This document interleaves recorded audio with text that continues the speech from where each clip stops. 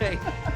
This is Dr. Mike Brooks of the Reasonably Good Life podcast, and I have my first official guest on the show, and it's Dr. Christopher J. Ferguson of Stetson University, who is an expert in, well, a number of things, but probably what you're most known for is the effects of media on people, young people, screens, but you have a variety of interests, and we may get into those more.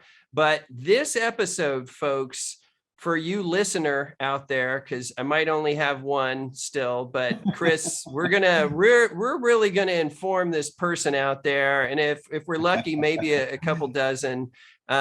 Maybe this will go viral and we'll get super famous. We can only hope, but this is going to be everything you ever wanted to know about screens to date, especially about the concerns for harm on users and young people in particular. So we're going to go into this, and I have my background in it, and Dr. Ferguson here is an expert on it, has been studying for years. He'll tell you a little bit more about himself here at the beginning, but I'm very excited to have, and you listeners, this is our first, Chris and I's first real meeting that we've ever met, because we've been sort of cyber friends and colleagues over email and then more on Twitter lately, which proves it can be done and good can come of screens. So there you have it. Maybe we should just stop there, and that's the end of the episode. I was gonna say, maybe after we meet each other in actual quasi person, that'll ruin it. Yeah, I know. Oh no, we hate each other. Yeah, it's like we should have kept it virtual. We ruined it. Real Never life meet your heroes. Yeah. All right. Well, Chris, how about you tell listeners a little bit about yourself, and then we'll just go from there. Yeah, sure. So, so I'm a clinical psychologist and a psychology professor at Stetson University, which is down in Central Florida, the most beautiful place on the planet. And originally from Rhode Island, but I wised up that it was too cold up there and moved down here. And I've been in the South, pretty much either Texas or Florida, since my early 20s. So I mean, I got a PhD in clinical psychology, and I got into psychology mostly because I wanted to study serial killers and this kind of stuff. So it's not a, it's kind of a cliche, I guess, in a way. But that was it. So I really was interested in criminal justice initially, and I actually did do some research with inmates. That was my doctoral dissertation. They weren't serial killers, of course, but still they were at least they're close enough to make me happy. It was around that time I kind of got exposed to some scholarship by some other psychologists that were looking at video games and television violence and that kind of stuff. And this was right around the time of the Columbine massacre, and they were making these comments like there was no doubt whatsoever that video games or television contributed to societal aggression or violence, and the effects were similar to smoking and lung cancer and this kind of stuff. So pretty dramatic claims, and that's what got me interested. So I mean, that's kind of like one consistency in the areas that I end up delving into is that I seem to have this personality defect that if someone tells me that something is absolutely true, I actually doubt it more than if they equivocated somewhat on that. I doubt that's true, Chris. Yeah, there we go. I fall into my own trap. We're not even 2 minutes in, Yeah, I'm already busting your chops. Yeah. So I started looking at it, and that's kind of what got me, sort of an accident that got me interested in the video game violence debate. And I was really concerned about the quality of the evidence and the strength of the evidence to make those types of claims. And it turns out it's a lot easier to do video game research than it is research on inmates. So so it ended up being super productive. But from there, because I got, kind of curious about these video game effects, then that kind of branched out to other media. Well, if this is, bullshit. I mean, can I say bullshit on your podcast? You just said, yeah, sure. Go for it. Let it fly. You're canceled. If this is bullshit, then what about like thin ideal median body image. Is that also as bad? And then from there, like, I sort of branched out to 13 Reasons Why and smoking in movies, Yeah.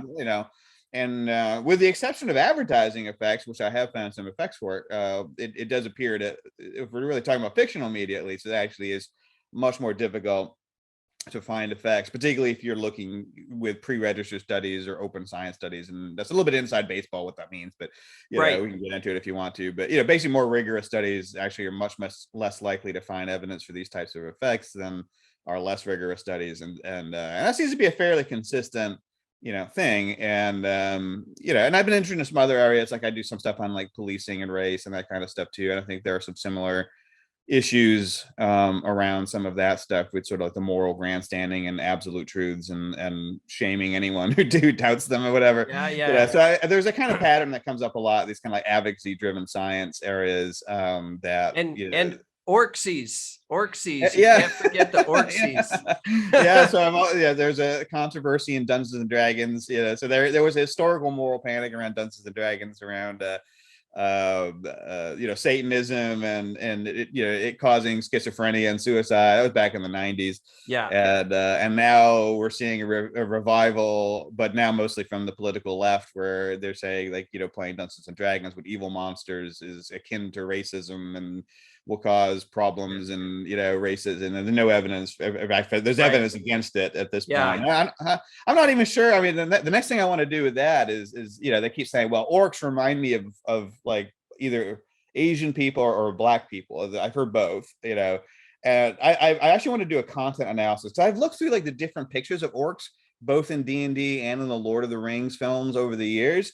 And they don't remind me of black people. I mean, I don't know where that's coming from. I mean, maybe there are some that have dark skin, but a lot of them have gray skin. And people must be projecting their own racism, to see. I don't see, I'm with you. Thought had never crossed my mind, and now, oh, wait, I'm unconsciously racist because I didn't realize the connect. It just, I forgot to do a nerd alert on the advisory at the front end of this show. I should have done that, but for you listeners, I think we probably both fit in the category of nerds or geeks. I think I might prefer geek over nerd. This is not the podcast being produced by the cool kids in high school. This is what happens to the not cool kids. We participate, we make podcasts. We've done okay, Chris. We're grown-ups. We have kids. We managed jobs. To marry somebody. We're married. It can happen. You nerds and geeks out there. We're found living women proof. who are immune.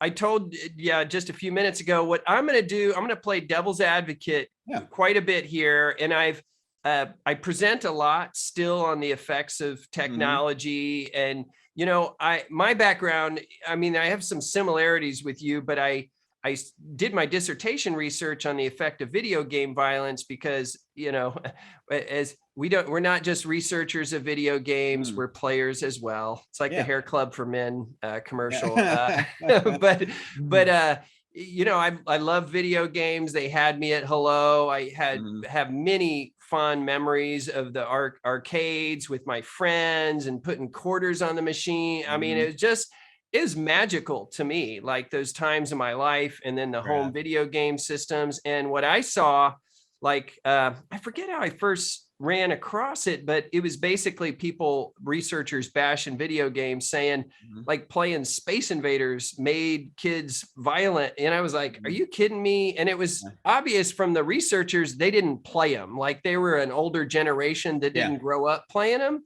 And I was like, it's clear from the way they write about it, they don't even know what they're writing about. I mean, not that one has to, be an actual serial killer to study serial killing, the analogy breaks down at some points, but I do think it helps to know.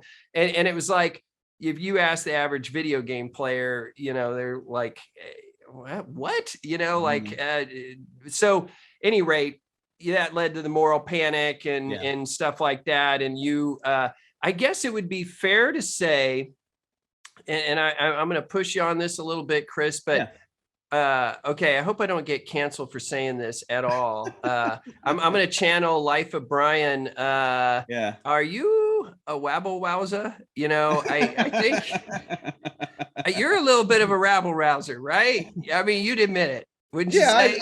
In professionally, I would say. I'd say in my personal life, I'm not really at all. I mean, you know, this, right. You know, I don't like conflict. Let's put it that way. I don't do it for its own sake. I don't enjoy it. In fact, if anything, it sort of stresses me out. I'm much more relaxed today at this point in my career than when I first started doing, you know, video game research, when I was pretty nervous. You know, talk about we didn't have the word cancellation back then. Yeah. But I was, you know, you were pushing the envelope. pushing, definitely making people unhappy. But yeah, I mean, it's, you know, I think for me, there's a sense that, you know, I get, what's a word for it? I mean, I feel there's an injustice, I guess, if people are saying things that represent science and those things are not true. I'm open to debate. I mean, it doesn't mean that everything is right, you know, but if people are presenting like, this is the truth, and anybody who disagrees with this should not be listened to, or are bigots, or are uneducated, or something of that sort. Like, I tend to find that problematic, I guess, to use the code word of these days. Everything's problematic, but I think it is a real problem. And you know, I do have this sort of, you know, sense that people, you know, in positions to know stuff should, you know, take some risks in pointing out what the actual data says about these things. And I understand the nervousness, because I have a family to feed and all this. I don't want to get canceled either, you know. So so in the sense of, you know, do I enjoy it? I would say no. If I could have, if like everybody had fallen in line and agreed with me from day one on everything I said, that would be much more fun, than having to sort of tussle with other folks. But I think it's important, you know, and so I think it's the issue is, I could either, I mean, and of course the stuff with like the race and police is even a bigger deal than video games, you know. You know, there is that sense of like, I could just go with the flow and not say anything, and that's a safer choice. But can I look at myself in the mirror if I have other information that would bear upon this debate, and I don't mention that to the public or to other scholars or whatever? And my feeling is I would actually be more unhappy just sort of settling and pretending that everything's kosher when I clearly know that it is not. And that's kind of how it is. It's more of like an internal conflict, and I'm choosing the course that makes me less disappointed in myself, rather than enjoying, you know, arguments with people, whether they're in person. I really don't like in person. I am really not a person who enjoys arguing, and you might find this kind of funny, because I know people like argue to Twitter and stuff. I really don't enjoy like being in conflict with people. Interesting. But I turn into a therapy session here. but I do think it's important to sort of like, you know, to I don't know if stick to your guns is the right word for it, because you don't want to be stubborn, but you know, on the other hand, you know, there's a duty I think we have as scholars to try to bring data to the forefront, even if that's not popular.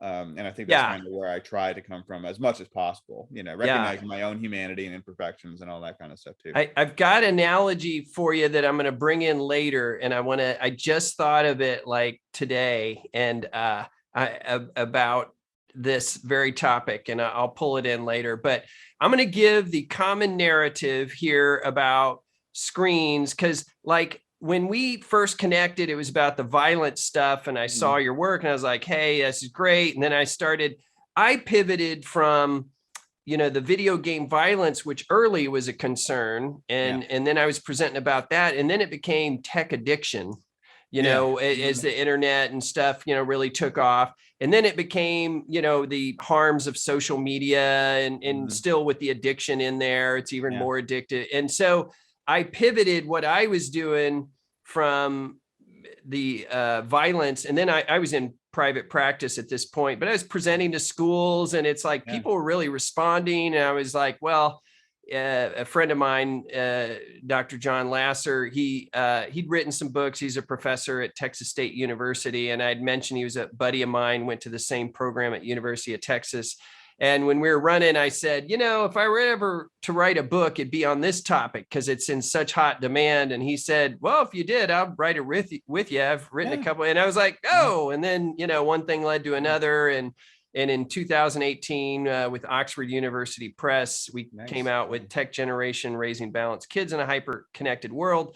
And we started interacting around that. And we did a lot of back and forth in email. And, I was like, okay, I'm good about the video games don't cause violence and aggression and stuff, but what the screens though? I mean, you got to, and you were pushing back on that. We did a lot of back and forth.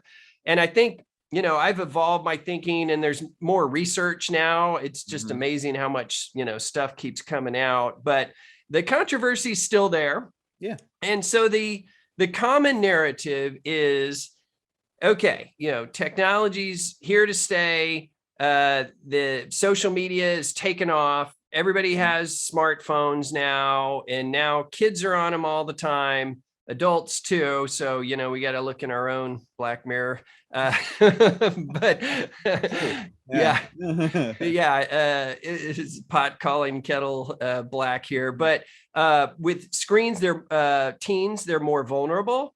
And they're on them so much. So anything that you spend a lot of time on can affect you. So like, if you practice tennis a lot, you get better at tennis. If you, practice violin or chess or whatever, and you're putting a lot of time and energy into something, it's going to affect you. Your brain's activated, it's involved, it's engaged. So now kids are constantly checking their phones. They can't pay attention because their brains are being trained to look back and forth. The tech companies, it's, surveillance capitalism, and that they're, tweaking algorithms and everything to get us engaged and keep the snap streaks going and the dopamine hits. And so kids are on them all the time. They're staying up late, not getting sleep because they're on TikTok and stuff like that. So that's affecting them. Their grades are dropping. We're seeing anxiety, depression rates increase among young people, suicide, and that pretty much coincides some of the upticks with when they started adopting smartphones. And so it has to be that smartphones and social media are affecting them in this negative way because of how much time spent, the social comparison, the harassment and cyberbullying. There's those incidents where kids get bullied into suicide, and it's just a tremendous amount of time that they just can't get their eyes off the screen. It keeps pulling them in, and that's what's making them depressed and anxious and suicidal. And it's kind of like we didn't evolve to live in the world in which we now live. Like, just like there's an obesity epidemic because we eat all this bad food that we are naturally drawn to, but evolutionarily it's bad for us. Well, now we have a technology version of cheeseburgers and French fries and stuff that we keep like going back to. And it's the same thing. It's like, you can't put it down. And so we're getting kind of obese psychologically. It's having this, and physically, because they're not outdoors. It's like what they're not doing because they're on their screen so much. They're not playing with their friends. Instead of building a fort with their friends outside, they're on Fortnite. They're not getting physical activity. They're not face-to-face interaction. We evolved to be in relationship in person. Historically, all of our relationships were in person. They were in our little groups and hunter-gatherer tribes and all that stuff. So we need human connection, deeply rooted in us. And most of the research on happiness is deep connection and relationships tends to make us pretty happy. And that was meant to be in person. So now that's not happening. So it's no wonder kids are depressed. They're anxious. They're just not getting their needs met. Some of them are their basic physiological needs for physical movement and sleep, and then the in-person connection. And then, the social comparison and all that gets in there, and it's displacing their homework. They could be out, doing their sports, playing with friends, practicing violin, learning a foreign language. Instead, they're just looking at TikTok and Instagram and checking. This is not good for them, Chris. That's it. Like, how could anyone argue against that case? I mean, that is slam dunk. Bam. Let me drop the mic. Wait, if the mic is connected, I can't even drop my mic, Chris. It's connected. Dang it. But there it is.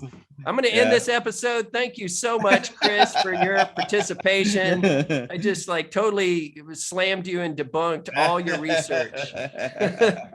Okay. Now, this is the common. Did I miss anything, Chris? Yeah, I think you got it. Yeah, I think that is the narrative. That was pretty good. That was just off the top of my head. I just went bam. There it is. Okay, now you could be on Fox News. Yeah, I'm ready to go. Bring on Sean Hannity, Tucker, Rachel Maddow. I'll take it all. I don't care. Just get me. I'll just, as long as I get the clicks and likes and shares, Chris, I don't care. Okay, so you've heard this narrative plenty of times. It's the headlines, right? Sure. Yeah. And then on top of that, there's a moral panic about these screens. They're, the Dungeons and Dragons and everybody's being Satanists, or the comic books, or, Elvis shaking his hips and, all that stuff. So, okay, folks, this is it. I just hammered Chris with all this stuff. And Dr. Ferguson, what can you say to that? Well, there was like 50 things in there. I'm never going to remember everything. Well, you got 280 characters, Chris. 280. I'm doing Twitter. Okay, I'm enforcing Twitter guidelines here. In a reply in a tweet here. Yeah. Okay.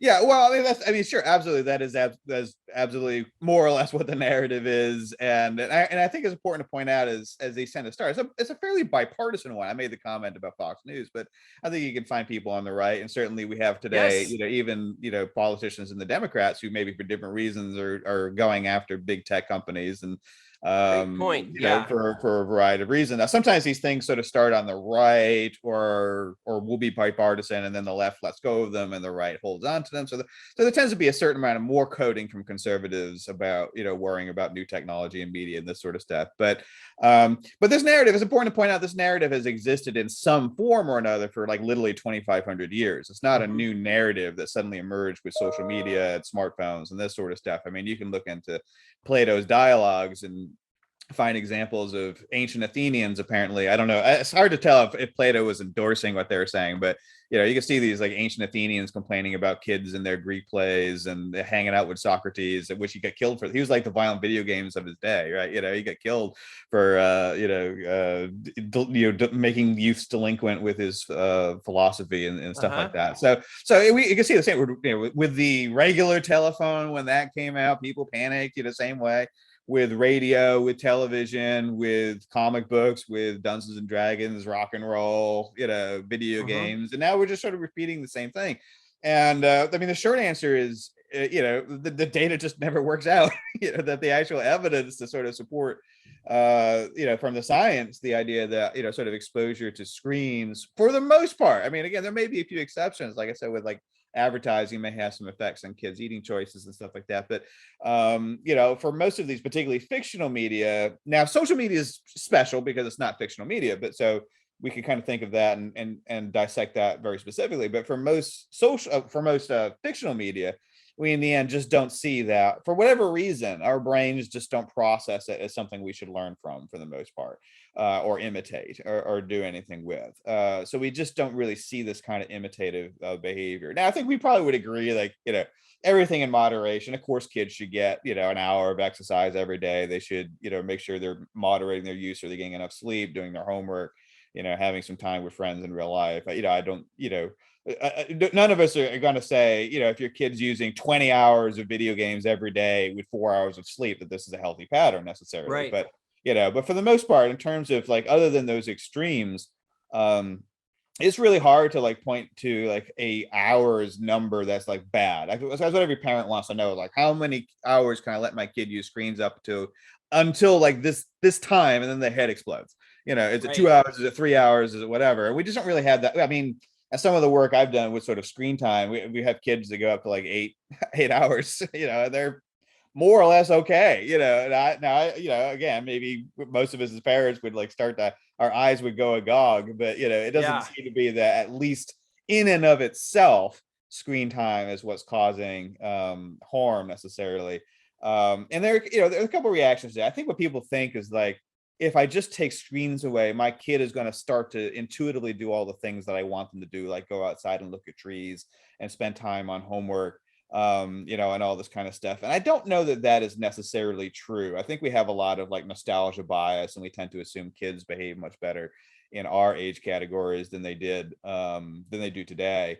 And even on stuff like depression and suicide, that's not necessarily true. My generation, I mean, it might be your generation as well, Generation X, was like the worst generation on record for pretty much everything. Did you differentiate our generations just now? I didn't. I thought. What I didn't want to assume. Oh my God! Might as well have spat upon me. What the heck? He's throwing me under the bus here. Yeah. Well, and if you look at it, so like one example where people get some of this stuff wrong, in my opinion, is like we talk about like teen suicide, for instance, and we attribute this to social media because and of course it's like you just like make the confidence interval massive, and as long as like social media existed, within like 10 years of when the sort of suicide risk, started to increase, and people say, well, that's good enough. It is the timing's, perfect. But if you look at suicide rates, it is absolutely true that, teen suicide, particularly among girls, has increased, not to the levels yet that we're seeing in the early 1990s, is important to point out. So it's still lower than peak Generation X suicide levels were. But overall, part of the reason we're seeing an elevation in teen suicides among teen girls is teen girls didn't commit suicide very much in the first place. So we have this kind of regression to the mean effect that if you have a relatively outlier group, it's easier for them to show a percentage change that sounds dramatic, Right. So if you have I'm going to use very ridiculously low numbers, so this is not accurate, but let's say you have 10 people who commit suicide in a particular group in a given year, and then that goes up to 15 the next year. It's only 5 people, but that's a 50% increase. Right. So it sounds dramatic when you put that into a headline. Now those aren't real. I just made those numbers up, of course, but yeah. So that's what we kind of see with so teen boys actually kill themselves more than teen girls, but we're all focused on teen girls because they have a percentage increase that is much greater, but that's also because they started at a much lower level. Now, if you actually look at age categories in terms of suicide, there are 2 groups who commit suicide far more often than anybody else. One of them is young, like young 20s Native American men. So they tend to commit suicide at high levels. The other are us, you and me, white, middle-aged men. Now we're in the same age category. now we're in the same age category. Yeah, now I sucked you back into generation. Okay, thanks, Chris. Yeah.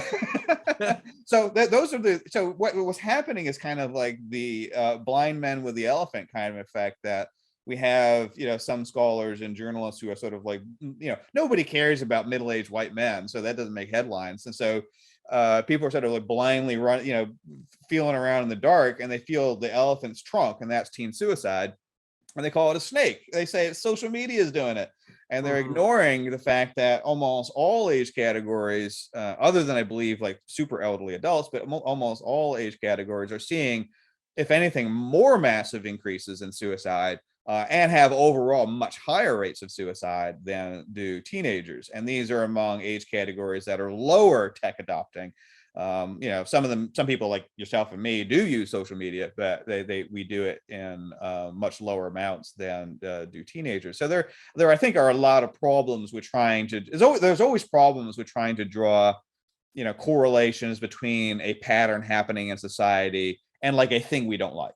And so the exact same thing happened with television violence, right? So people, in that case, there was this rise in violent crime in the 60s and 70s, and that persisted to about 1993, this sort of long plateau of violent crime. And of course, what people said is, well, back in the 40s and 50s, people introduced TV. So now that was like a 20-year confidence interval, so now these kids who grew up with television, now when they become adults, become violent criminals. And that intuitively made a lot of sense to a lot of people, but it's what we call an ecological fallacy, right? And what happened eventually is that violent crime wave went away. But TV violence didn't. It got worse, if anything. So that correlation existed for a while, and then it actually reversed and became an inverse correlation. Everybody kind of dropped it and forgot all about television violence. Or most people who did anyway. Right, most people. Nobody really talks about it anymore.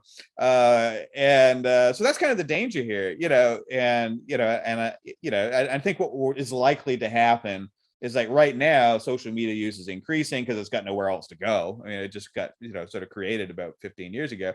And right now, suicide is on an upswing. That sometimes happens. Suicide rates are going to go up and they're going to go down, over time. They're not going to stabilize forever. So we just happen to catch these two things when they're both on an upswing. My guess is that social media use is not going to go down again ever. Or unless it's replaced with something else, Metaverse. The metaverse. Yeah. We'll all be in Ready Player One.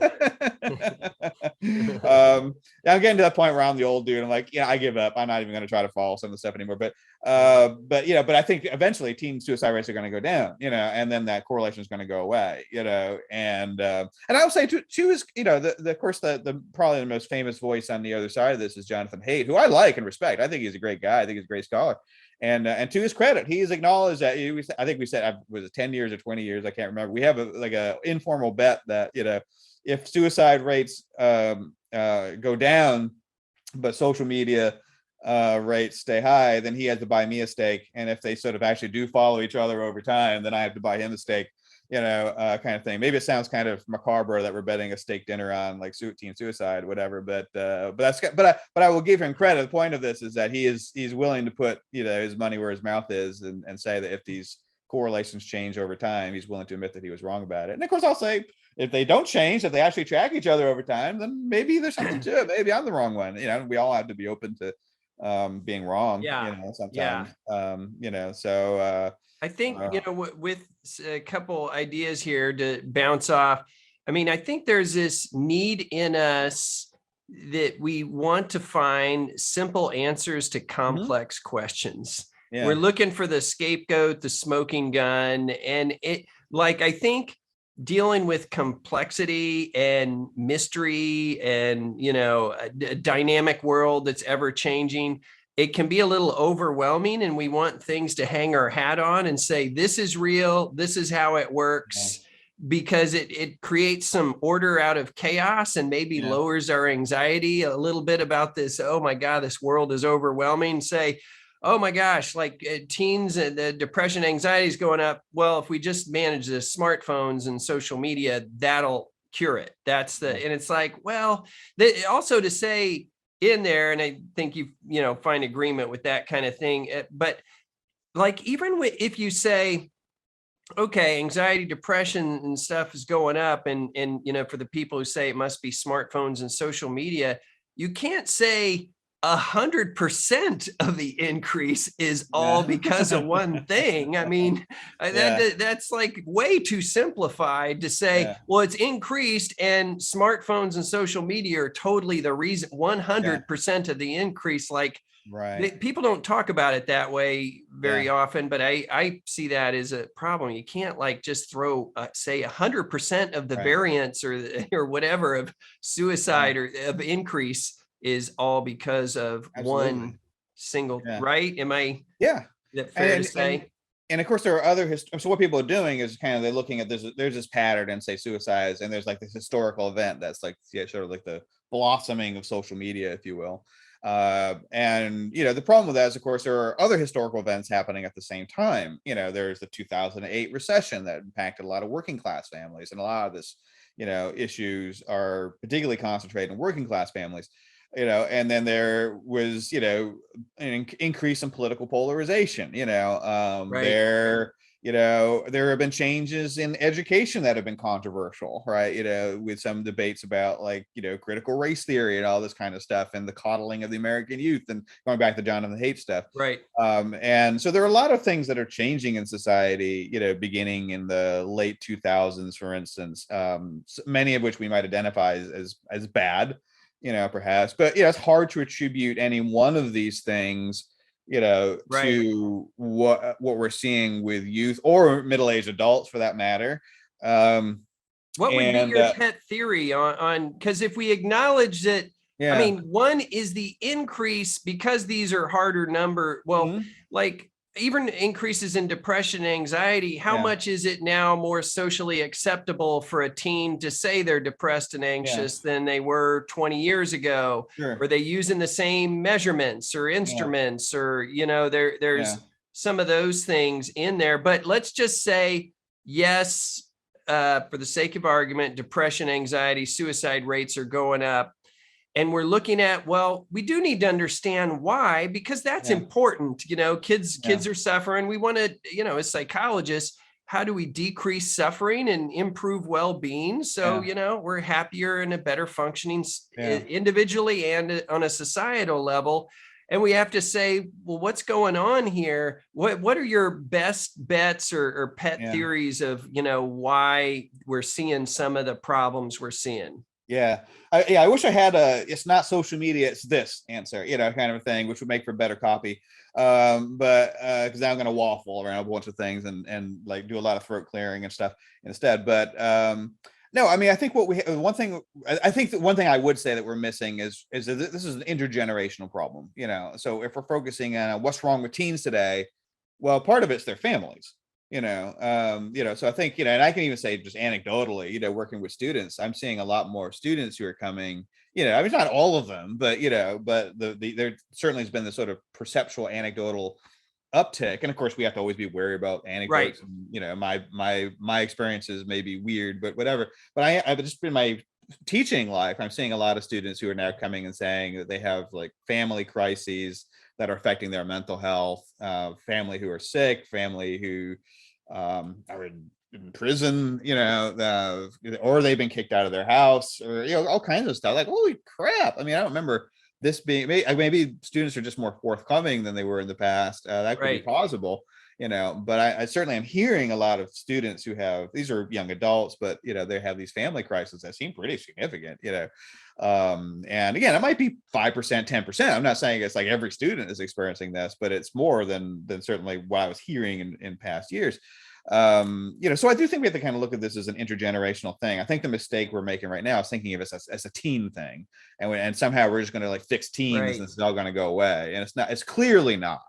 If you look at the CDC data on suicides, like I said, I mean, this is obviously an intergenerational problem where probably the reason teens, I mean, so I did do some research looking at like 13 Reasons Why, for instance, and what I found is that shows like 13 Reasons Why don't predict, if anything, they're actually inversely related to teen suicidal ideation. But where you see suicide ideation in teens, it's not surprisingly teens who are bullied tend to experience more suicidal ideation. That's probably not a shocker to anyone, but also teens who experience suicide within their families or peer groups, tended to have more suicidal ideation as well. So there does seem to be this sort of intergenerational risk factor, if you will, around that. So I do think we need to kind of look at what, so the interesting thing is, if other than like the financial recession, 2008, and of course there was another recession with COVID-19 and that sort of stuff. So there probably is a legitimate concern that some families have been left behind, particularly working class,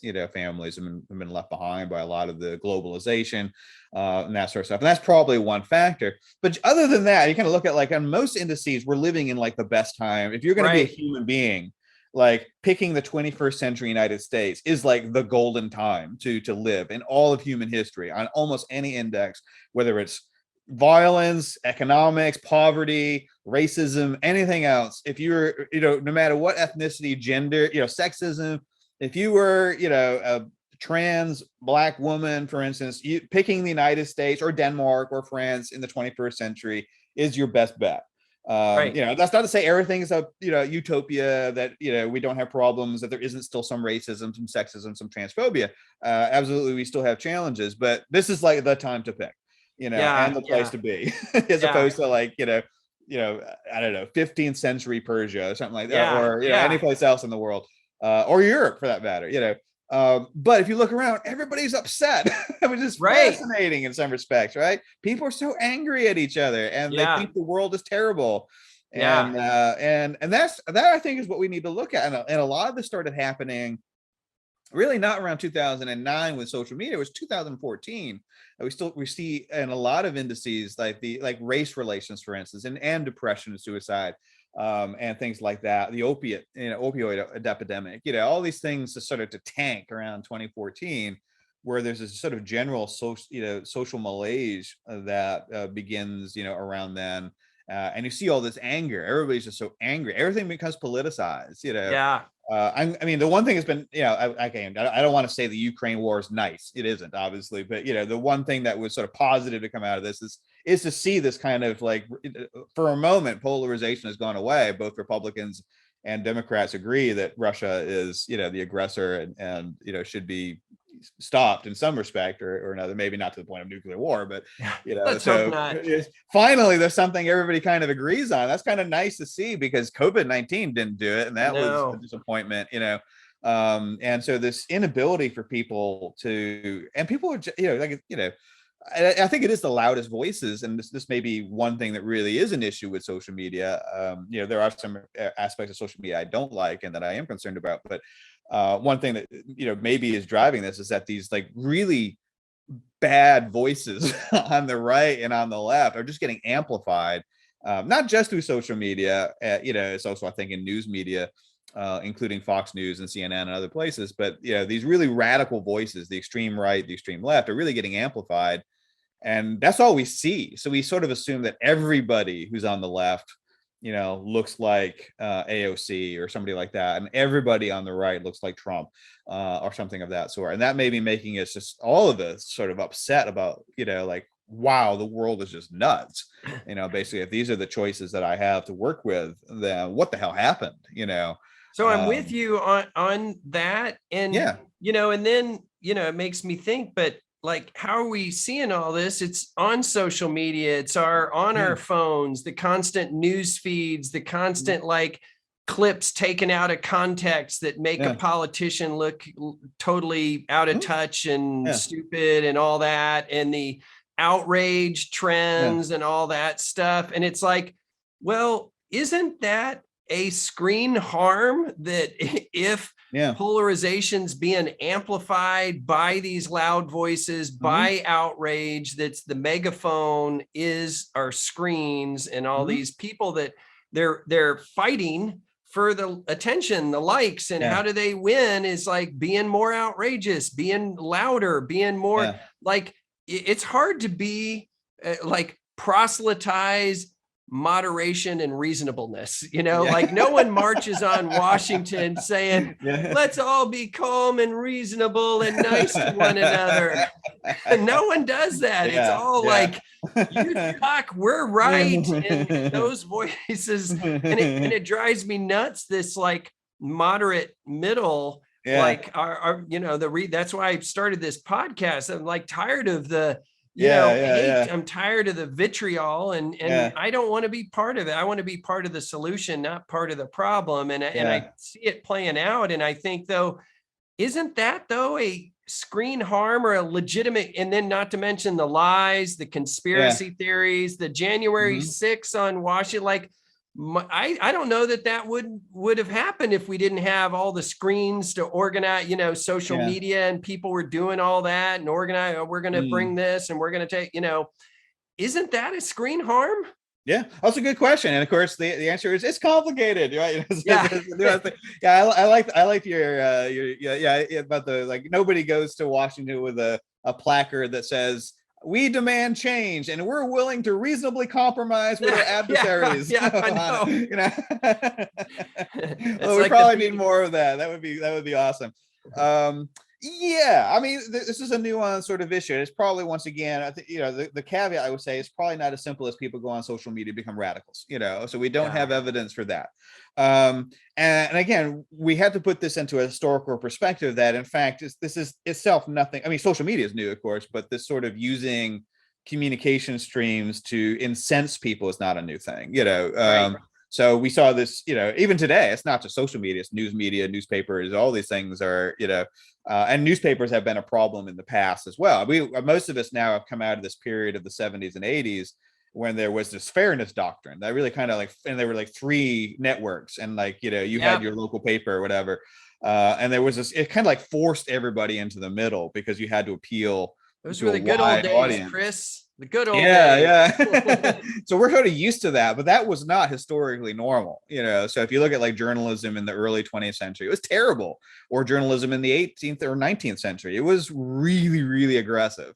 The early years of the United States, journalism was terrible, very super aggressive, ad hominem attacking. If you read like the history of the French Revolution, you know, a lot of the negativity, particularly directed towards Marie Antoinette, was, you know, gossip that was published in newspapers that was untrue, fake news, you know, about her. You know, fake news. Then, yeah, she wasn't the world's best queen, but you know, she kind of comes across, and you actually read her biography, it's like she would have been a really good like sorority sister or something. Like she would have been fine if she went to university, but she became Queen of France instead, you know. But she wasn't like a monster, you know, by any means, you know, but she was portrayed as such. But and you were saying like the January 6th, I mean, the history of humanity is riots and like coups and violence. You look at like the history of the Roman Empire, particularly in like the third, you know, second and third century, where that's all that they did. It's like one emperor got killed, they have a big riot, you know, massive civil war, and that's how they would get the next emperor, who wouldn't last very long either until they did it all over again. It was chaos back then. You so didn't need people social don't media so people don't, I mean, and this is some of Steven Pinker's done a lot of work on this, and you know, Enlightenment Now, and is it Angels of Our Better Nature, or Better Angels of Our Nature? I always Better Angels of Our Better Angels of Our Nature. It's a Shakespeare thing, isn't it? Or Lincoln actually. Lincoln said it. Okay, yeah, I think so. I get them mixed up. I might be wrong too. Yeah, you're the history buff, and you know, but I think I don't do quotes though. Yeah, well, the thing, and I started my presentations, like I've changed them to like given a greater context, because what I see is like what you're saying is people don't know how absolutely brutal most of human history is, and so when they're looking at today and they think the world's going to hell in a handbasket, that's that quote, I think it was Franklin P. Jones, of "There's nothing more responsible for the good old days than a bad memory," is, you know, that people think, oh, every generation thinks this generation sucks, and then, but actually if you look at historical data about homicides and wars, and like 200 years ago, about 90 to 95% of the world lived in extreme poverty, and now less than 9%, and famines, and even the COVID pandemic pales in compare, like the Spanish flu 100 years ago, it was 50 million people worldwide compared to, what are we, like 6 million or something like that worldwide. But if you adjusted for population, that in today's numbers would be about 200 million, because 100 years ago we had about 200 million. That's a big deal. And the last 100 years of smallpox, it killed 500 million people. And so for people who are like anti-vaxxers, like, you don't want to live in a world without vaccine. Like, you just don't know the absolute horrors of polio and, you know, all the other horrible things that people had to suffer from. So when we're looking at screens, is this, again, this like, oh, we read the headlines that say, no one gets a headline news that said there's this huge study they did of, you know, longitudinal, or your study that you recently did, the meta-analysis, and basically come up with, well, you know, the effects are very tiny to negligible, you know, when you really crunch the numbers and you look beyond the headlines. But the headlines are part of the problem, because if it bleeds, it leads. And then we get this negativity bias. We're drawn to negative news over positive news. And that the perceived happiness gap, there is a thing in Our World in Data that Steven Pinker likes. And it showed, if you ask the average American, what would you rate your happiness level on 0 to 10? Most Americans would be like 7.5 or 8 or something. But if you ask, what do you think the average American would rate, they'll say like a 4 or 5. But this is like all countries. Well, in the Western world, Western Europe and stuff, like Africa, it might be different, you know, some countries, but like in, you know, the Western hemisphere, there's this gap that we think most people are unhappy and think the world sucks. But if you ask an individual, how you doing? We're like, I'm doing all right. You know? Isn't that crazy? Well, you can see that a lot of things. You kind of like, you know, even in like the height of the George Floyd killing, if I remember correctly, they would do things like, what are your attitudes towards the police? And they would be fairly low. And they would say, well, what about your local police? And then it would be much higher. You know? So people again sort of believe that there are problems with policing broadly, but not with necessarily, their local. Now there probably are some neighborhoods where that wasn't the case, probably, but there may be lower income neighborhoods were less happy with their local police, but but generally speaking, the average person was pretty happy with their local police. Right. That's and of course now that's changed. Now the attitudes towards policing have actually changed over the last 2 years, and now people are much more positive about policing in general. Oh, that's good. Yeah, and that's why we're seeing like the end of the defund the police movement, is that's obviously wildly unpopular. And a fundamental mystery of human behavior, but a lot of in history, once again, a lot of respects. But I think what happens with social media is certainly there is a negativity bias, and that can distort people's perceptions about what's happening in the world around them. There also, I think, is what I think happens with like polarization, and that is an issue that I do worry about with social media. I'm not like a super fan of social media, but I think there are real problems there. But I think what's happening is not so much that you go on Twitter, Facebook, Instagram, whatever, and you get radicalized. That's what people tend to think. It's like you get like you go on it and you become an angrier, more radical person. Right. What I think is happening is more that, and I have a sort of historical analogy, and of course, bringing up the Nazis as a historical analogy is always a dangerous thing, and I usually discourage other people from doing it. But I'm gonna like violate my own rule here. But okay, but I think what happens is that social media and news media. I want to be clear that I think actually news media is the bigger problem than social media. But I think it creates this incentive structure where the most radical voices get amplified. And they become more influential. So people tend to think like, well, if all the people I'm hearing about are these angry people, then I'm not angry, but maybe I'm the weirdo, and I just need to kind of like get in line or follow the leaders, and I just need to say the things that apparently everybody is saying in order to not get canceled or whatever. So it creates this sort of perverse incentive structure where the vast majority of people who are not particularly radicalized are too frightened to say anything, to challenge these loud voices who tend to seem to have all the power and influence, whether that's on the far right or the far left. Both sides are kind of guilty for doing the same thing. And my historical analogy is now going back to the Nazis. Now, I'm not saying we're not living in an analogous time to the Nazis, but if you kind of look at the history of the Nazis, people kind of think of like, wow, how did like ordinary people, sort of contribute to this, to Holocaust, to this horror show? And a lot of what happened really was not so much that the Nazi regime took ordinary people and turned them into horrible monsters. It simply took horrible monsters and gave them positions of power. And they became the influencers. Yeah, I think of like the case of Irma Gries, who was, the hyena of Auschwitz, I think. It was a woman concentration camp guard who was incredible. In your book. Plug your book, Chris. Tell your book. I mentioned I wrote a book, How Madness Shaped History, where I kind of talk about a lot of these historical examples. So the Nazi leaders were not normal people. they were antisocial, horrible human beings. They just didn't have schizophrenia. So what people sometimes say is, well, I heard that they were normal. Well, they didn't have schizophrenia, but they were horrible human beings, and their developmental path was one of horrible human beings. Irma Gries was not a normal person. She did not have a normal background. She was not heading in the direction of being a contributor to a normal society. She was terrible. It just happened to be that at the time she was becoming a young woman in her 20s, that the Nazi regime took power, and they elevated horrible people like her into positions of authority.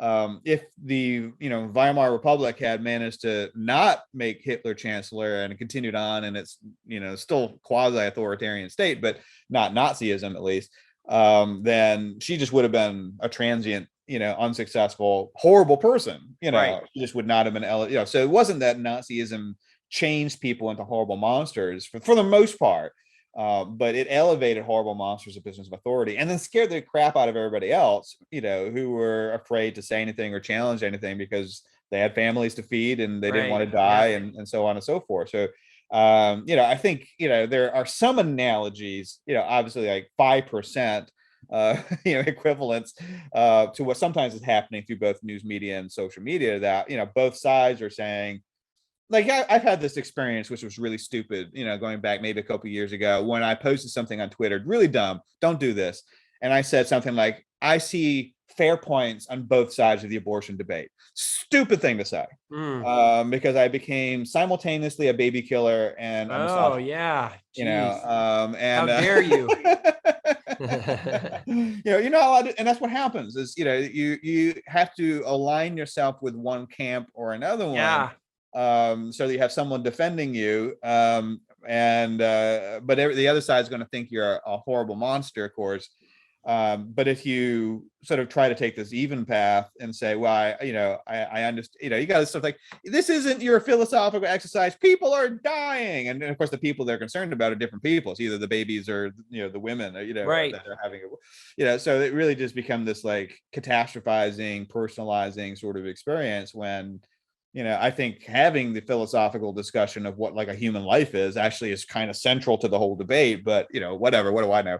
And then people point out, well, you're a dude, so what is you? Yeah, okay, fair enough. Yeah, I get it. I don't have an intimate, attachment to this issue, but sometimes that's actually a benefit, in the sense of not being a dude, but not being sort of emotionally invested in any, hot button issue can actually give you some clarity, rather than being when you're emotionally invested in it. And certainly.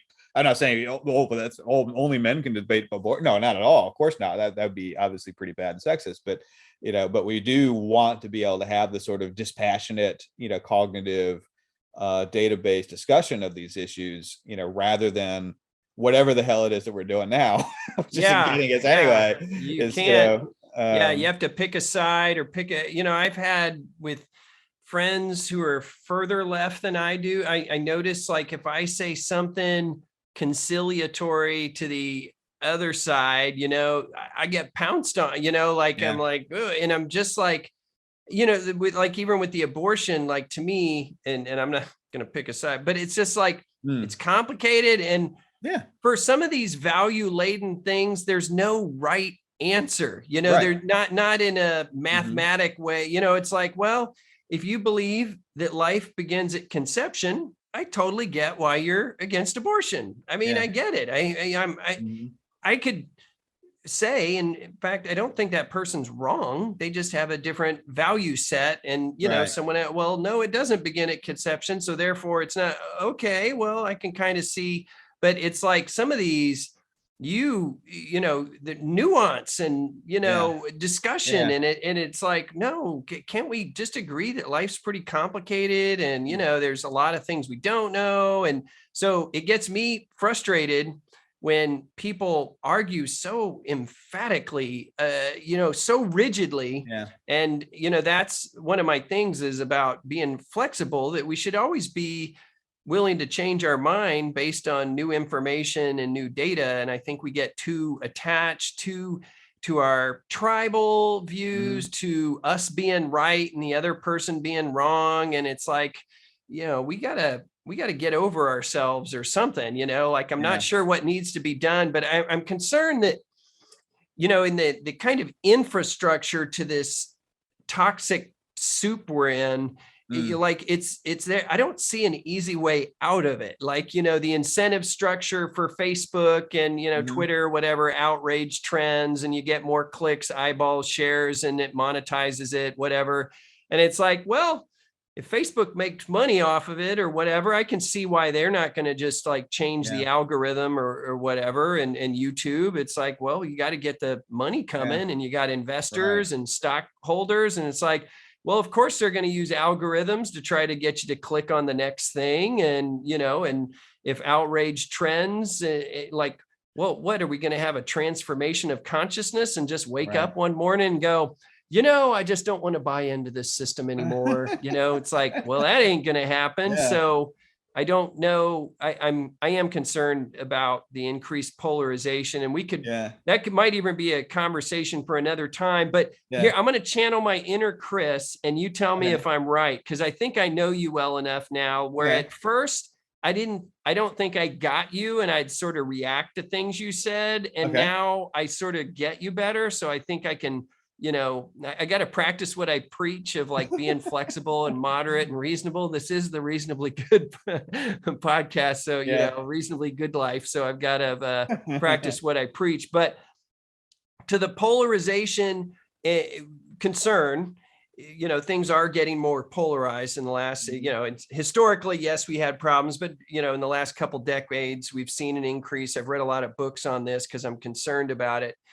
And I think the headline might be all this socialization, social media and stuff, and the outrage trends, and that's why we're getting more polarized, is an interesting hypothesis. But we do have to collect the data to see that that's actually happening, because, it makes some intuitive sense. And so what we tend to do is go, yeah, that's what's happening, and go, and, if I'm channeling my inner Chris, you would say, maybe, but let's look at the data. Let's conduct really good, rigorous studies, like, and pre-register them, and have good measurements of things, and longitudinal. And we pull all the data. We need to get beyond what the headline and our initial reaction is, and look at the data. Am I channeling Chris Ferguson appropriately here? Yes, I would say that's absolutely accurate. Yeah. Whew. Which is it's not a really popular message, is it? It isn't. It's like, let's take a deep breath and look at the data. So I'm going to throw out a few more on screens and some of my pet theories and see where you land. So one is, okay, and you mentioned this, and I didn't put this in my book exactly, but I sort of realized it afterwards. When a lot of parents are complaining about screens, and kids are on TikTok too much, and oh, they're on Minecraft, and they're not digging holes out in the backyard like I did when I was a kid, and instead of just watching videos on TikTok of people dancing, they ought to be going to jazz dance class, or tap dancing, or learning a musical instrument, whatever.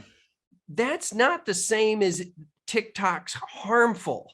Saying you're missing out on some positives in the world is not the same thing as TikTok is harming a teenager, correct? Like, I think a lot of parents are actually saying they're living suboptimally, right, which is different than the screens harming them. Is that, would you agree that it needs to be in the conversation here? Right. Yeah, they're basically kind of saying, like, my kid's childhood doesn't look like my child, or what probably is actually true. My kid's childhood doesn't look like I'm misremembering my childhood. Yes. And I don't know if you know data on this, Chris, but I bring this up when I present. I say, how many of you parents spend more time interacting with your kids than your parents interacted with you when you were a kid? Almost all the hands go up. So I say, despite all the time on the screens, we're probably, as a generation, more involved in our kids' lives, maybe too much so. Right. Like I said, there's a correlation right there with suicide. Right. Yeah. Maybe it's all this time spent with their parents, and then they're taking the ultimate step to get away from us. Well, and the helicopter parenting, and my pet theory of why some of the depression, anxiety is, I feel like the pressure on kids to succeed at an early age is much higher than when I know it's kind of anecdotal in my memory, but, like, for instance, to get into the University of Texas at Austin when I was, a senior in high school, I just needed 1,100 on the SAT or top 10%, one or the other. All I did was fill out an application. I didn't write a personal statement. I didn't have letters. I got, I was fine on both. I didn't go to a super competitive high school, kind of middle of the road, but, good enough.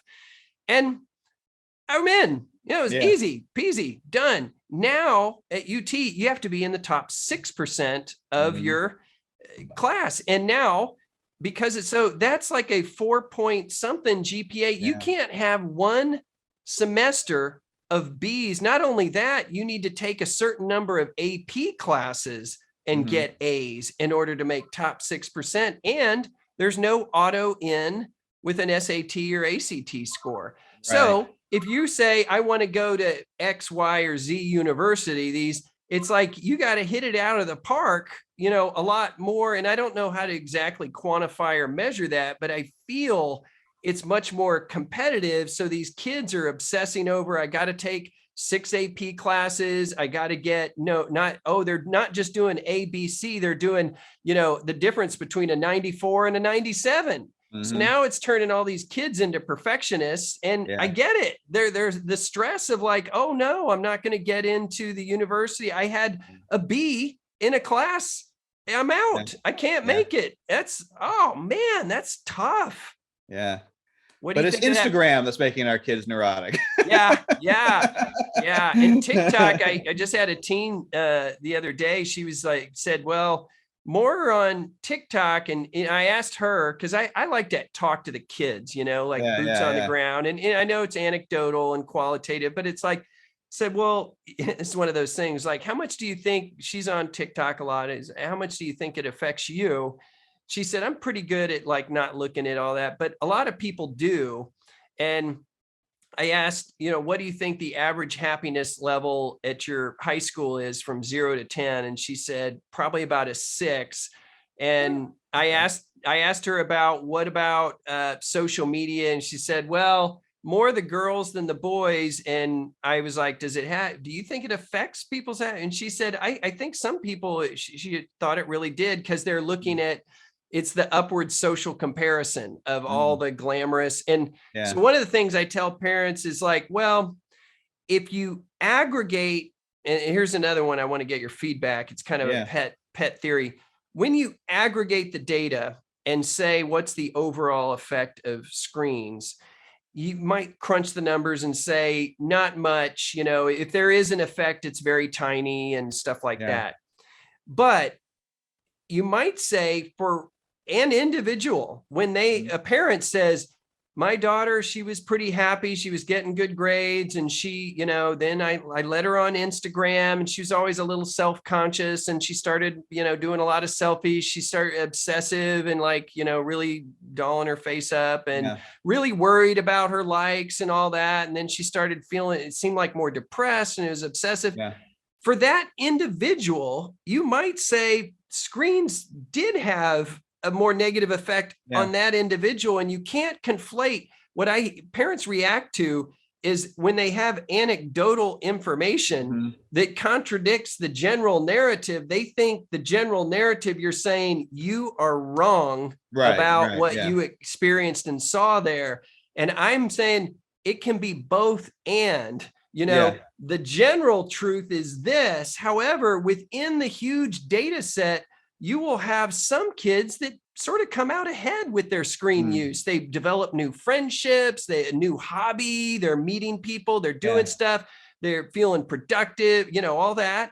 Then you have some people that may end up using it in ways where they're staying up till 2 a.m. on a school night, playing Fortnite. They're not getting enough sleep, their grades drop, and it's causing friction with their parents. And it could affect their well-being. But when you aggregate it all, some of the negatives and positives cancel each other out. And then you end up with, well, it's not much of an effect, but if you start digging in the data, there might be subgroups who are more affected than others, positively or negatively. And for maybe a subset of kids, it hits their Achilles heel.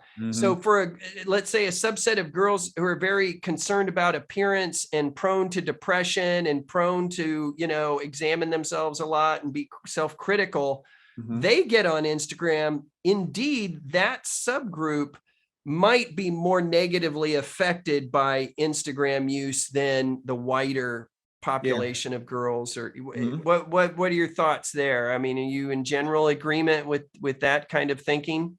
I am actually. So we actually see this in two areas. One is with body image research, so I've been involved with that more peripherally than with video game stuff, but we see exactly what you're saying, that if you look at like historically, body image research kind of looked like television and magazines mostly. Now it's kind of switching into social media. But you would kind of see exactly what you're saying. You actually would find so there's kind of like this idea, right, that like,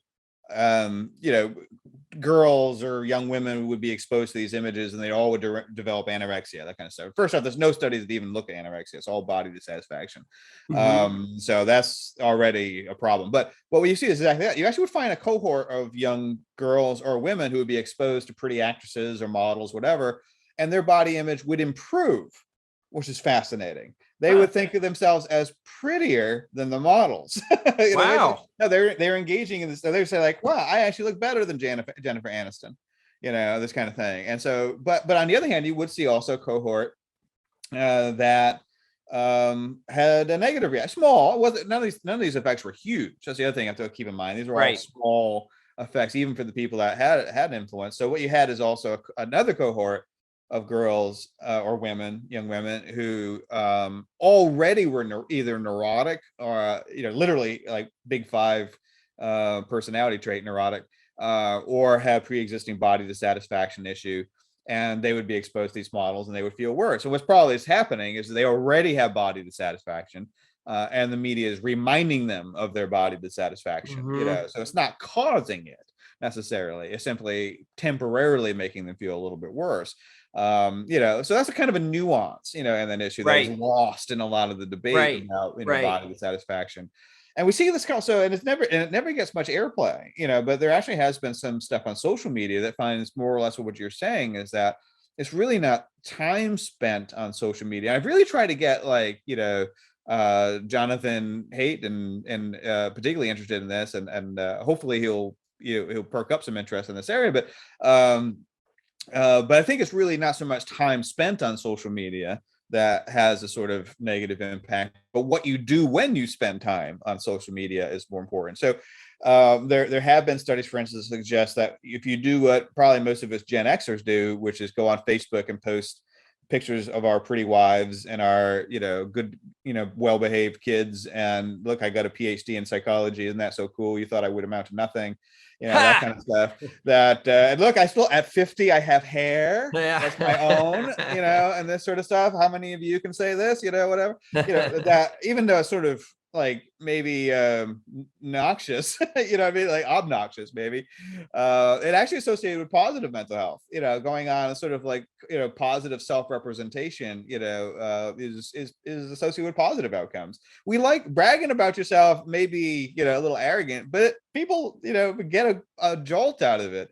Does it make the recipients feel worse? Because that's exactly, on the other hand, that's a positive. If you go on social media and you engage in the social comparison and you evaluate yourself negatively, that's where you tend to see the associations that are, again, they're not huge associations, but again, what's probably is happening is it's not causing you to have a negative self-evaluation.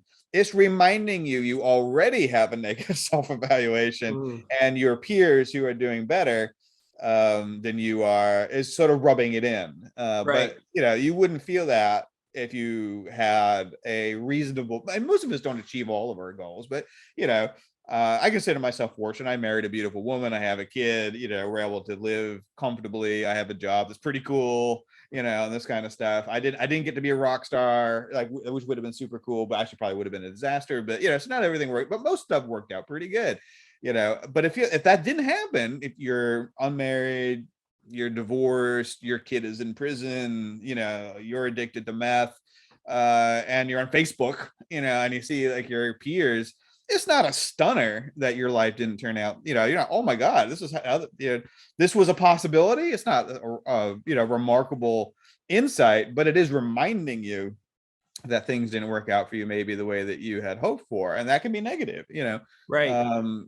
So we kind of treat it like it's magic, like you're taking happy people and changing them into unhappy people, when I think it's really that you're taking unhappy people and reminding them how unhappy they actually are, which might make them unhappier.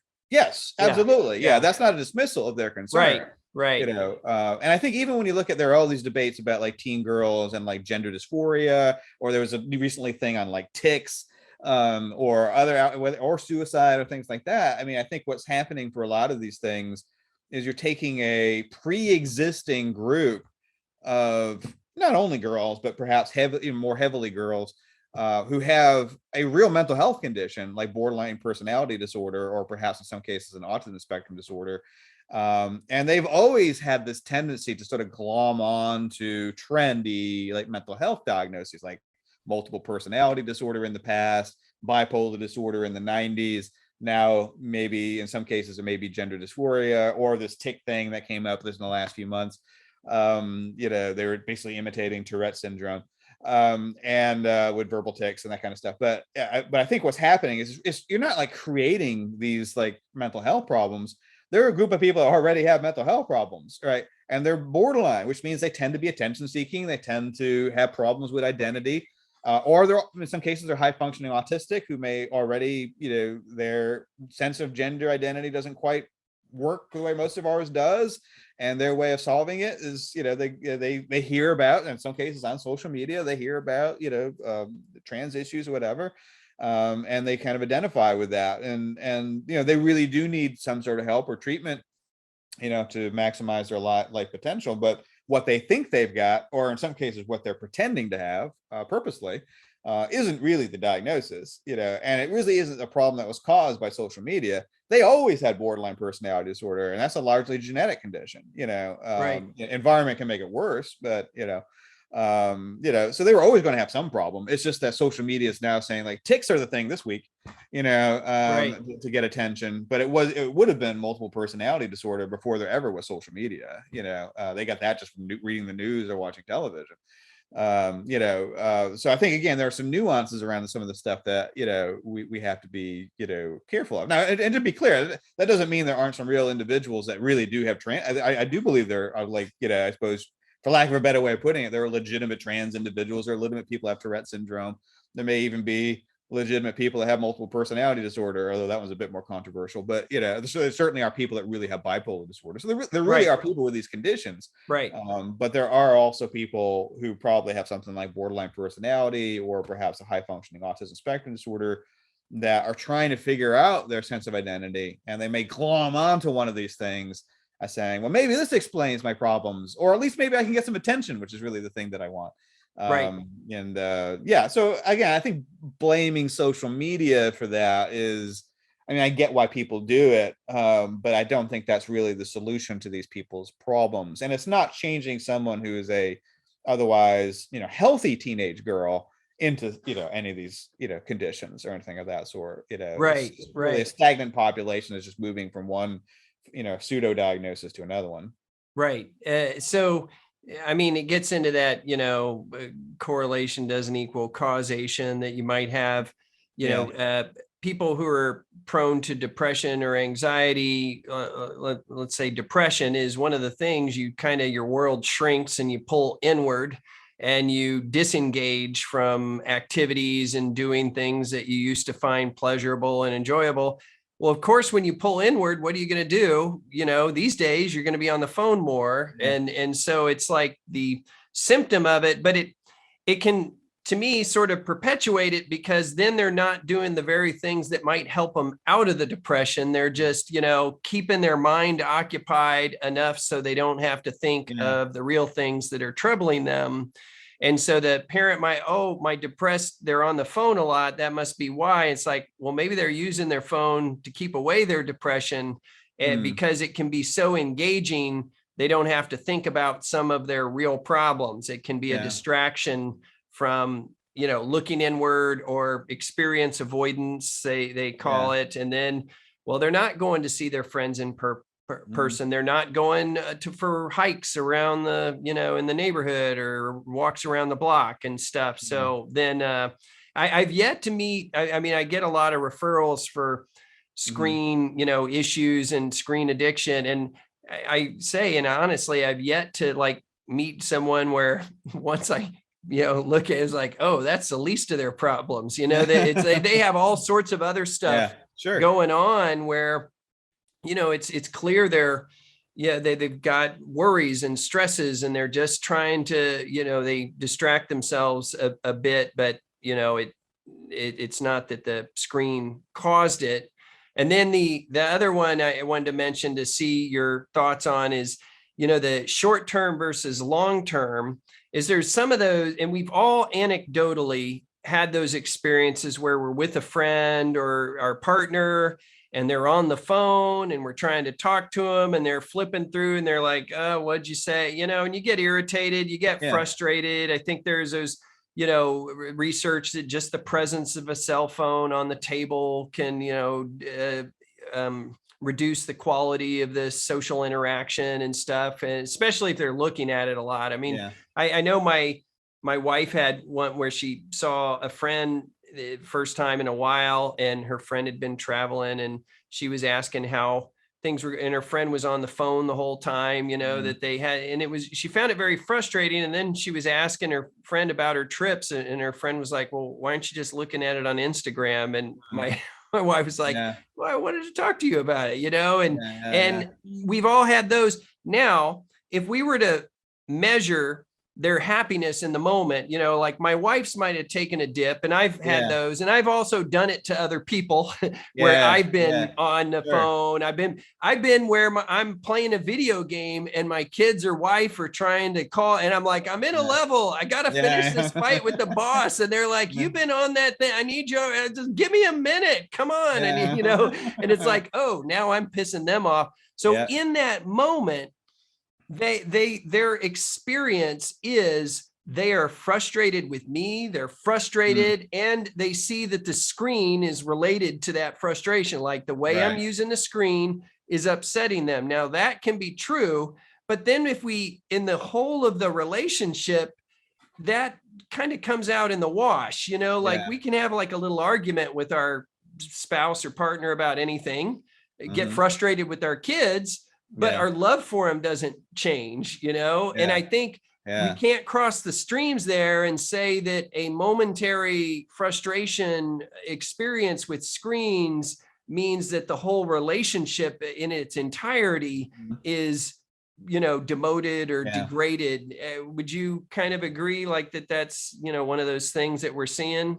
Yeah, I mean, it's basically, mistaking a minor irritant for a pressing social problem, kind of thing. It's catastrophizing, basically. Yeah, right? When you take a small problem and think that, well, if I am having these occasional arguments with my partner, then it must mean that teens are having their brains explode, kind of thing. That, if something is a little bit bad, it must also be very bad, and that's, because obviously it's a common cognitive error that we all make, in various ways. But yeah, I mean, I think that is, absolutely the case. And of course, the things you're describing are basically like breaches of etiquette, right? Particularly sort of like looking at the phone at the dinner table, which I'm guilty of. My wife would be like in the background going, you're talking about you now. It's date night, is what I know. That. Although with me, it's not usually social media; it's usually stupid work emails. That's the thing is that the emails have made it hard to disconnect from work sometimes. Always like, oh, is there something interesting going on at work? I mean, a lot of that, is breaches of etiquette. And what you see sometimes with that is sometimes the etiquette changes. And some of the naughty behaviors become permissible over time, as long as they're not, too, crazy. You can watch teenagers, right? Sometimes, and they're all hanging out together at like a booth in McDonald's, all of them on their phones, and none of them are perturbed about it at all. I agree. And then part of me just feels like they're missing out. We're back to the missing out thing. Like it's hard for me, as a human being. And again, going to like the evolutionary mismatch is we didn't evolve to sit in a group and then just look at a screen and not interact. Like, isn't there something that we're missing out? Like the magic of the facial expressions and the jokes and the, it's like, what you're right there with them. Like, why are you on your phone? Talk to your freaking friends. They're there for a reason. Enjoy each other's company. And I know I can get curmudgeon-y about that, but it like, frankly, it bothers me, and I did a blog about this, about like how transcendence can't be quantified. And I don't know if you remember that one, but for Psychology Today, so we were at the airport with our family, and I set some reasonable limits on, screens. When we travel, it's like, okay, we'll wait till we get on the plane or wait till 30 minutes. And then I don't time them. I just like, okay, play for a while. Okay, you've been on it a while, do something else. That's how I work with my kids. You've been on it a while, go run around outside. So I think it was like my 8-year-old at the time, 7 or 8-year-old, they were waiting at the airport, and, I didn't let them on the screens. I was like, no, y'all talk, y'all do something, walk around. So this little 2-year-old, with this toddler, I don't even know if he's verbal, 18 months, 2 years. And, he sees my 7 or 8-year-old and he rolls the ball to him. And then my 7 or 8-year-old, is smiling, he rolls it back. And what unfolded before me was something magical. It was something, this transcendence of this little toddler having this magical interaction with my son, and my son enjoying it. His face is lighting up. He's connecting on a very real level with this little kid. And I thought, almost screw psychology. You cannot quantify that. You can't measure what that meant to them, to the little kid's mother, to me, to my wife, to my son. And if I had allowed him just to be on his screen, that would not have happened. I guarantee it. Yeah. And that's the part, I know it gets out of the realm of science, but like, it's like, I don't like these magic moments to be lost, and I go back to Blade Runner, all these moments will be lost in time, like tears in rain. It's like my favorite thing ever. We share geek, culture of like, I worship that movie, but I feel like that. And, it just creates a little sadness in me sometimes when I see that happening. And I don't know what to say, about it as a scientist, but as a human being, I'm kind of speaking as a human being here. And I just want people to make sure that they make space to have those experiences, because there's something magic about them. I don't know what to, I'm just telling you, Sharon, but what are your thoughts there? I mean, are you with me, man? Does that bother you? Like it, can you connect with what I'm saying here? I'm going to send you your cane and a lawn to wave at, so when the kids start to cross it for you. Are you saying you're not connecting with me on this then? Of course, no, I mean, there's a lovely story. I mean, it sounds like a beautiful story. Yeah. I mean, no, I mean, it's like anything else. You want a certain amount of balance, and as I said earlier, I'm not advocating for people to be 20 hours on a screen and that's it, and then never do anything else. I mean, I think there is a certain, as older adults, as we're getting there, and I'm roping you back into this. I think we do have certain biases for what we value, and it can be easy to not see value in what our kids are doing. So I guess, my devil's advocate would be to say that you probably can have magical moments on screens, and you and I have probably both had them through Dungeons and Dragons or through video games, playing with other people and things like that. And as for the teens in the hypothetical McDonald's, you gotta ask, are they happy? And my guess is probably they are. So we're if we go in true with our canes waving at them, we're all going to make them unhappy. So what's the goal of that? And I think also too, my last thought as you were speaking is we also have to be careful, because I think we tend to put like rose-colored glasses on when we talk about how we evolved as social beings. A lot of how we evolved as social beings was to be suspicious of each other, and for good reasons, because humans have evolved to treat each other abysmally, so it's not all rolling balls back and forth, at each other. And a lot of the problems we do have today with things like racism and prejudice, are the leftovers from, an evolutionary past where it was advantageous to be highly suspicious of people that we didn't know. So we are social, but a lot of that social was also, that social, evolution was defensive, because we had to be highly suspicious of people that we didn't know. And a lot of our rituals and routines and that kind of stuff, like even like waving hello and stuff, are largely evolved to show that we're passive, not aggressive, towards other human beings. So if you have a group of teens that are all at the same table and not paying attention to each other, in some ways that's actually kind of a lovely thing, because they trust each other, enough to be in that space where they're not scanning each other and, continuously for dangerousness, if you will, as well too. So I kind of think sometimes, because even when kids interact with each other in real life, obviously we do want them to. I don't want to take listeners to take away from this. I'm like arguing against kids, spending time with these in real life. I'm not in any way, shape, or form doing that. We do want to have this balance. We do want them to have that opportunity, but they treat each other abysmally, to a large degree. Part of the socialization of kids is to train aggression out of them. And if you disbelieve me, take 3-4-year-olds, put them in a room together, and toss one candy bar in and shut the door and see what happens. And it won't be cooperation. that will occur. So again, I think we have to recognize. Can you that, cite the research on that? No, that's I just can like come an up with plenty of anecdotal research example. on that. That's like the flip side of my airport story. I want to see. I want to see the data.